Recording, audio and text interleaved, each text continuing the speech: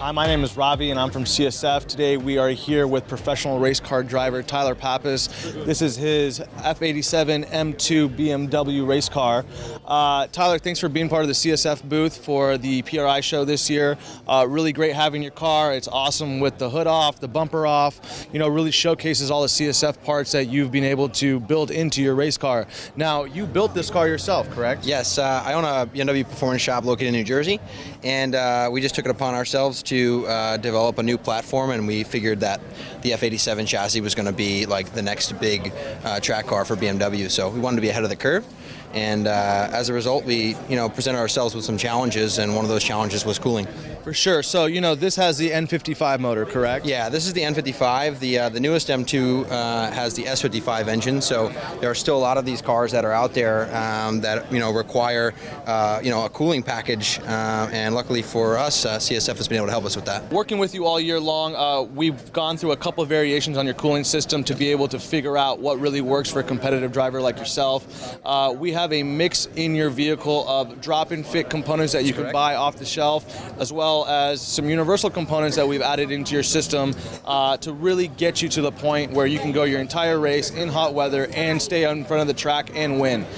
So let's start, let's get down here a little bit and we'll talk a little bit about some of the components you have. So right now in the very back you have an all aluminum radiator from CSF. Correct. At first time when we first put it in, we used our drop-in fit 2-row high-performance radiator. Yep. After we did some testing with you, we realized that wasn't enough.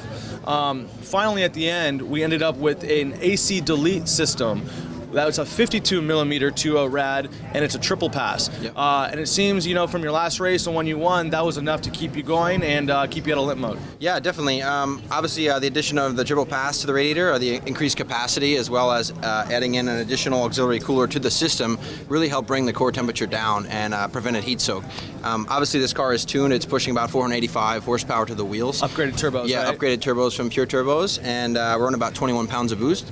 So at that level, and because that extra heat that turbo at that pressure, cooling system needs were pretty severe. So obviously the drop-in fit product worked pretty well until we started to push the limit a little bit further, and then we required a little bit better solution, which you were able to provide for us. Well, what's nice about this Radiator is still a drop-in fit. You just got to remove the AC condenser. Correct. Yeah. So for serious track enthusiasts and guys who are pushing the limits of this car, that's going to be a must-have. Awesome. And then right in front of that, you have the dual-pass DCT cooler. Kept your transmission cooler temps all year long. No Absolutely. problems? Yeah. DCT. The trans temperatures on this car were completely perfect all year long. I don't think we saw anything higher than 215 degrees, which is like perfect. And that was despite 100 degree plus ambient temperatures. Okay, nice. And then let's move to the bottom. Yep. Underneath we have the stepped core curved bar plate intercooler. And this intercooler worked with your IATs all year long. Boost was good.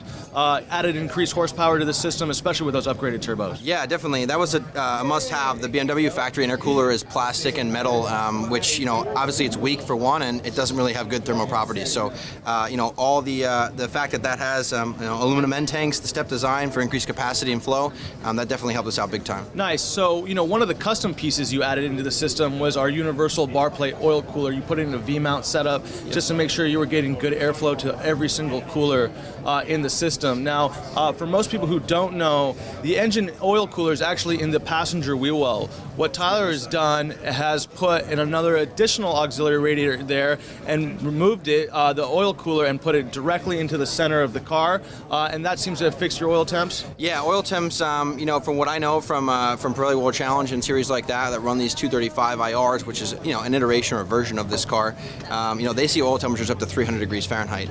By adding in this cooler in this particular setup and removing the thermostat from the oil cooling system, even at 21 pounds of boost in the middle of the summer, we never saw over 275 degrees. That's great. And working with you, you now kind of have perfected this package all year long. Yep. You'll be offering this kit through CSF. So if anybody who is a serious F87 M2 N55 tuned car, enthusiast, upgraded turbo, if you're pushing this limit of this chassis on track, the whole point of this project and starting with the cooling system and some other products, this was definitely the key to being able to drive the N55 M2 on track. Awesome. Well, hey, Tyler, thank you very much. Really appreciate having you at the PRI show with us. Awesome. And all this information will be on our website. You can check it out at csfrace.com. Thank you.